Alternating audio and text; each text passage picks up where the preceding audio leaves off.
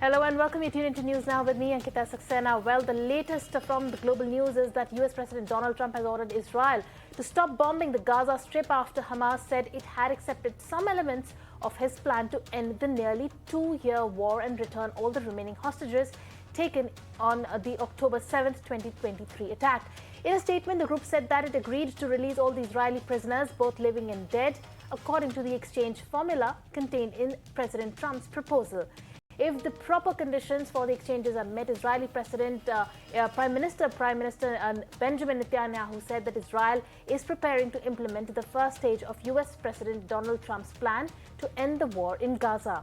Now, India too welcomed US President's leadership as peace efforts in Gaza make decisive progress.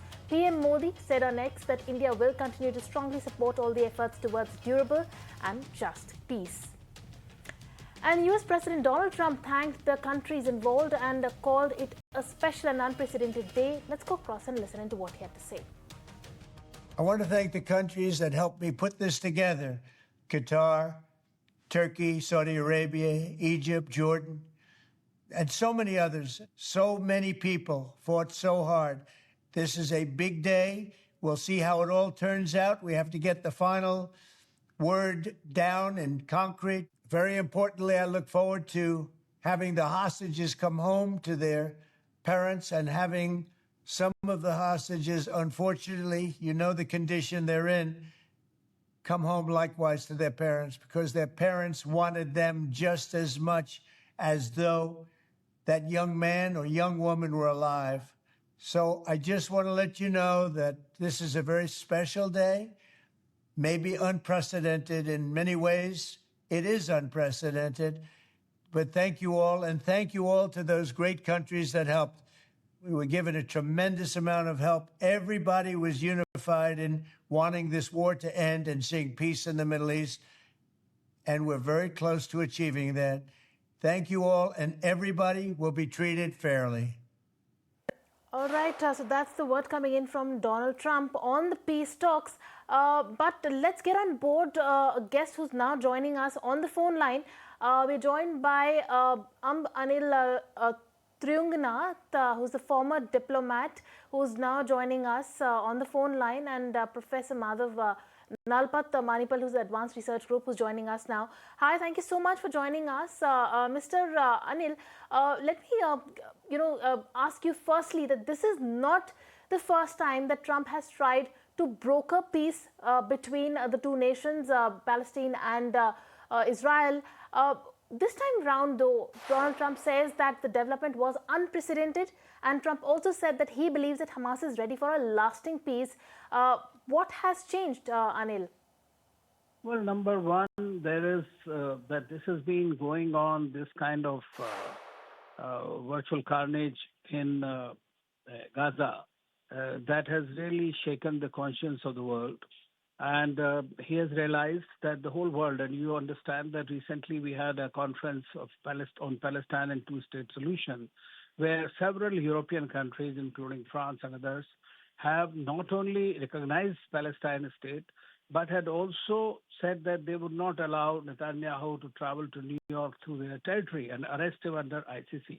So he's facing a complete isolation. Moreover, what he did was that attacking Qatar, which is a non-NATO ally and a major ally of the United States in the region with the largest air base, has caused a very major consternation in the region. And precisely because of that, President Trump was forced to ensure security of Qatar by directly telling that he is totally will support Qatar and secure Qatar at any cost. Now, that is what has changed. And then we have seen the Saudi Arabia and Pakistan, they have also signed an agreement for mutual security. Now, there are such changes taking place because of these kind of very, very adventurous statements by President Netanyahu and the action that he's taking. And it was also seen within the United States also. There is a lot of problems about this at the end of the day. So therefore, he has been working, he has been wanting, if you remember, before even he took over as the president, he had asked for the ceasefire, which was happened, but then And Netanyahu did it tactically and then went back on this. Now, both Hamas and Netanyahu are to be believed for breaking this kind of ceasefire that has happened several times. So President Trump understands fully that it has been too much now and it cannot continue. But I still believe that this is a half-baked effort. His 20-point plan is looking only at the immediate problem of securing the release of the hostages, putting some kind of force, a stabilization force. We don't know who's going to contribute that force. There will be a council which he himself will be heading. So I believe that there are still a lot of ifs and buts, but at the same time, this war needs to end. Virtually all war needs to end immediately.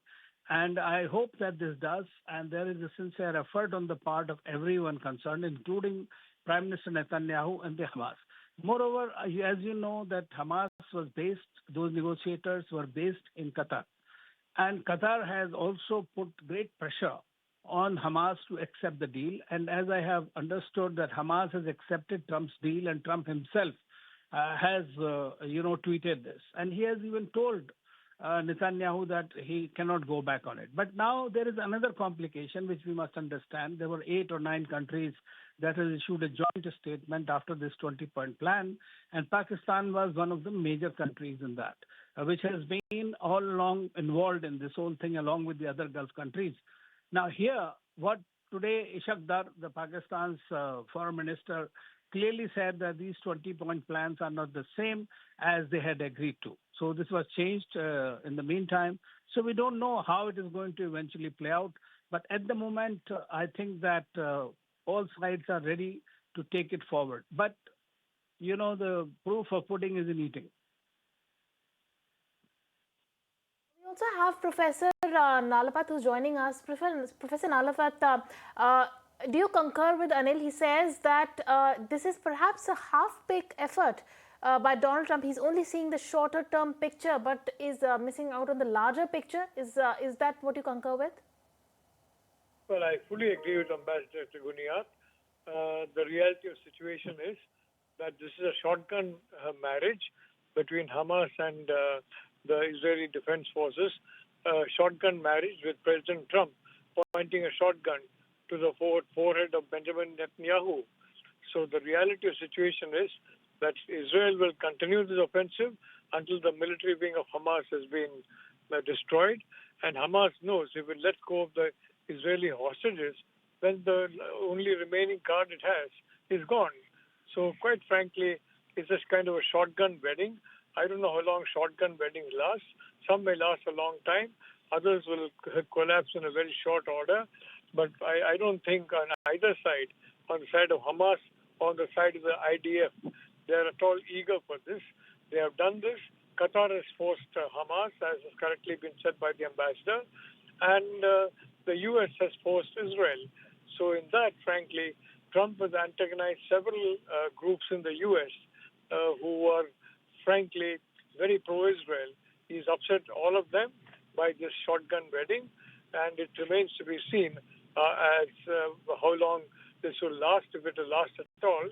But quite frankly, neither side is really ready for this kind of a compromise, and I don't think either side is going to be ready to stop until the military wing of Hamas is preserved by Hamas and Netanyahu destroys the military wing of Hamas to ensure the security of Israel from another October 7th, 2023 attack. So yes, I quite agree. This is a very hasty patch-up job, and of course I totally with those who say that there should be peace. The people of Gaza have suffered terribly, horribly, and they deserve some solace. I hope they find it, but I'm not very sure it will happen. Thank you. Okay, point taken. Ambassador Trigunyat, as Professor also mentioned, Hamas has submitted its response to President Trump peace plan. He says that the group is agreeing to hand over the administration of the enclave to the Palestinian technocrats and free all the Israeli captives. But the Palestinian group's response did not address the crucial issue like disarmament. Well, I think that eventually this disarmament will happen because if you remember that President Abbas, who is currently in the Palestine, but this is precisely what you're mentioning. In this new plan, This is not a plan in which any of the Palestinians, whether the Palestinian Authority, which is internationally recognized, is a part of it. So today you are going to impose a solution from outside just to try to cut down on the hostilities between the two sides and secure the hostage release. That's it. That's the primary, basically, objective of President Trump. Because later on, we don't know how it's going to happen. If you remember that immediately after that plan, Mr. Netanyahu very clearly said that in case Hamas does not agree, I will finish the job. And so in this kind of a situation, we have to be very, very careful. And I agree fully with Professor Nalpat that there are too many slips between the cup and the lip.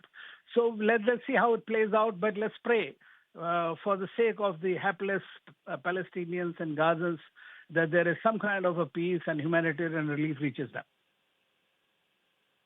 Also, I mean, obviously it is difficult to predict it how things will pan out, but this could be perhaps a temporary relief that could be coming in. But where do you see India in the larger scheme of things? Because India has been a strong ally to Israel, and of course, the PM Modi has also tweeted and congratulated the efforts. But where does India stand in the larger picture?